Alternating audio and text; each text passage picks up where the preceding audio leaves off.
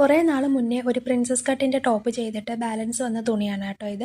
ഇതിൽ പ്രിൻ്റഡ് ആയിട്ടുള്ള തുണി കുറച്ചേ ഉണ്ടായിരുന്നുള്ളൂ.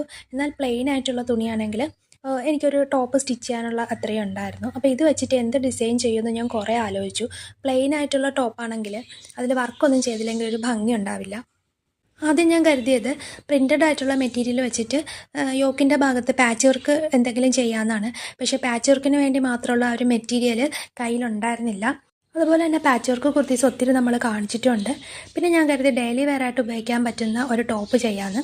അപ്പോൾ അതിനായിട്ട് ഞാനിന്ന് കോട്ട് കോളർ നെക്ക് ഡിസൈനാണ് കൊടുക്കുന്നത്.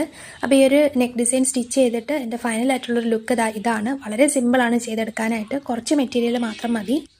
അപ്പോൾ ഇതിൻ്റെ ഡീറ്റെയിൽ ആയിട്ടുള്ള കട്ടിങ് സ്റ്റിച്ചിങ് നമ്മുടെ ചാനലിൽ കിടപ്പുണ്ട്. ലിങ്ക് ഞാൻ ഈ ഒരു വീഡിയോയുടെ താഴെ പിൻ ചെയ്ത് കൊടുത്തേക്കാം കേട്ടോ. കണ്ടില്ലാത്തവരൊന്ന് കണ്ടു നോക്കുക, ട്രൈ ചെയ്ത് നോക്കിയിട്ട് നിങ്ങളുടെ അഭിപ്രായങ്ങൾ കമൻറ്റ് ചെയ്ത് തരാൻ മറക്കരുത് കേട്ടോ. കുറേ നാൾ മുന്നേ ഒരു പ്രിൻസസ് കട്ടിൻ്റെ ടോപ്പ് ചെയ്തിട്ട്